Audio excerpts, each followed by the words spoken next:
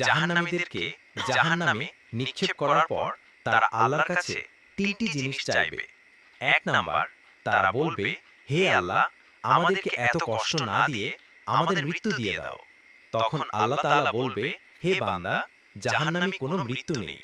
দুই নাম্বার, তারা বলবে, হে আল্লাহ, তাহলে আমাদের জাহান্নামের আযাব কিছুটা কমিয়ে দাও।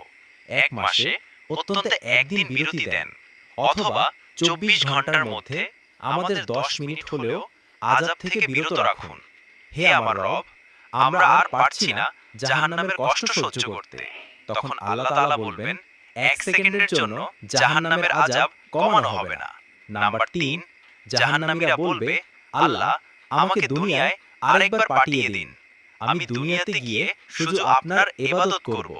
তখন আল্লাহ বলবে, দুনিয়াতে আর ফেরত দেওয়া হবে না। আমি তোদের হায়াত দিয়েছিলাম, কিন্তু তোরা